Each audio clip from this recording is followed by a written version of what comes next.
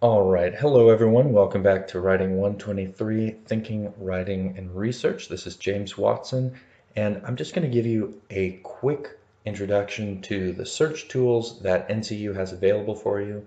There's other ways to go about finding your sources, but the engine that we have at NCU, and which is similar to many at other universities, is very powerful, quick, easy to use, efficient, and will get you what you need for your annotated bibliography and your paper. So first step, go to MyNCU, your homepage here, myncu.nwcu.edu, and then you want to go down here to the library. Now, if you're on a mobile device, you might have to click the three lines. If you don't have your window expanded on your laptop or desktop, you'll need to expand it to make sure you can see this menu over here. Anyway, click that, library, and then search resources. The main thing I'm going to be showing you today is Primo, which is the name of the tool that we have at NCU. If you need a longer tutorial on using it, or if you're just curious, there are tutorials on how to use Primo here, but we're going to be clicking here. Click here to search Primo. And again, even back there on the previous screen, you could see below that there were other sources. Those could be useful for you if you get a little stuck later on when you found the basic sources you need and you want some specialty thing. You can poke around there, ask me, or chat over to the library or give them a call at the front desk of the library, and they'll be able to help you with some of those tools as well. Okay, so here's the Primo main screen. Let's do a little quick experiment. I'm just going to type in adoption ethics. Just the first thing that kind of came to mind, and it gives you a good example of how you might need to narrow your search. First of all, there's 180,000 some odd sources, which are going to be too many for you to even glance through and see what might work. But as you begin to look through, sorted by relevance here, you could make it by date if you wanted to just find the most recent things. As you begin to look through, you can see that the word adoption, for example, can be used in different ways. So here, avatars and robots as social companions in healthcare, requirements, engineering, adoption, and ethics. They're not talking about adopting a child. They're talking about, bringing in this technology into a healthcare setting, which, you would use the word adoption. We're going to adopt this policy and do this or that. So you would think to yourself, oh, maybe I need to change my search, but let's keep looking. Let's see here. The ethics of inter-country adoption, why it matters to healthcare providers and bioethicists, etc. Oh, this might be interesting. Bioethics. If your interests are more scientific and less strictly ethical or philosophical, that might be interesting. Well, let's use that as our example. What you see here, I just unclicked it because I must have already clicked it. What you see here is that there's this little star next to each of the titles. I'm going to click that and I'll show you what it means later. But for now, you can see it says in eShelf, or the unclicked one, it says add to eShelf. And that's what you're doing, is adding it to your eShelf, your electronic shelf. And we'll go there in a second. The important thing is to see for now that you can just get a list and then go through and click. And they'll all be sorted. Let's just go to the next page to show you that we can go through all sorts of different sources and put them. Again, I already clicked this one. I just checked to see these sources. So let's do it again. Issues in ethics related to embryo placement. Okay.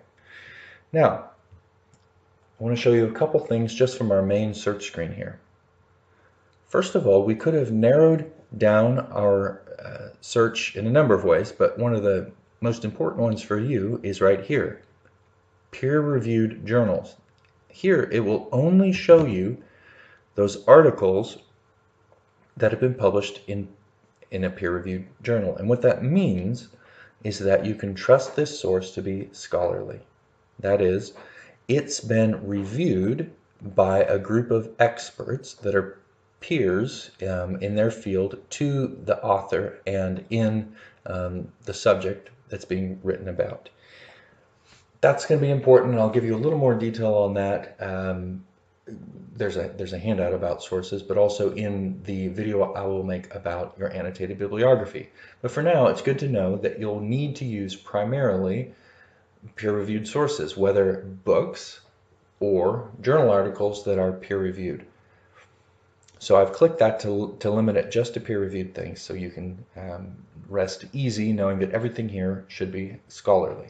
So you can see it'll have names like, well, Bioethics, which is a journal of bioethics, or International Journal of Enterprise Information Systems, which isn't just here's the news in in information systems. Here's IT news and gossip or something, which I don't know if there is such a thing, but this is a journal about systems, and so you know that what's going on is going to be well researched, well supported, and well documented. That's what we mean when we say scholarly sources or peer-reviewed. Now, I want to show you finally, real quick, what happened when we clicked those things.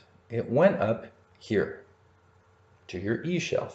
You'll notice that I'm not signed in, and so those sources will still show up, but if you were to turn off your computer or something, or sign out of MyNCU, they would disappear. So even after you've clicked them, you can always go and sign in, and then that'll be your permanent eShelf. Anything that you click will show up there, and you can keep track of all your sources. And you can go and delete it once you decide, oh, this one's not good, by clicking that box and then clicking this X, okay?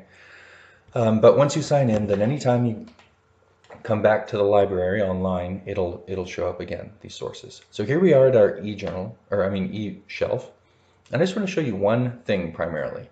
I clicked on this source, click on this one, and it'll show you I'm going to select it. It'll show you the information down here.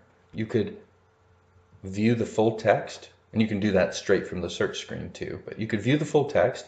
But I want to show you something else. Go over here to Actions, and go to Citation. What pops up is the exact citation that you need for this source. And right now it's selected on MLA. You can just barely see that it's kind of a pink color selected. If we do APA, it'll automatically change to APA style or Chicago. And this is really helpful for you because then you can just copy this. You could also select citation text down here, but anyway, and then press Control-C or Command-C to copy that, and then go over to your document where you're starting your annotated bibliography and just paste it. Again, we'll go over annotated bibliographies in the next video, but for now it's good to know that this is a very reliable way to get the exact citation information you need. So if you're doing MLA, click that, copy and paste that. Last thing here is I want to show you that almost anything these days, especially peer-reviewed things, is available online, the entire text, through your subscription at a university. And in this case, it's available in a variety of places, so I just said view it, and so I'm just going to pick the first one because there's all these places where it's available online. And it's going to open up this other window here, or other tab. And it should have, here it is, Issues and Ethics Related to Embryo Placement and National Discussion, and it has the entire text of that scholarly article. This is really an amazing source or resource to be able to get the full text of articles like this.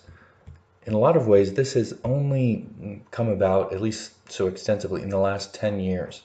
It used to be maybe, a small percentage were online, and you had to go to the stacks of a big research library, find the actual bound journal, and copy it. So this is a really great way to be able to read over your sources from the comfort of your home.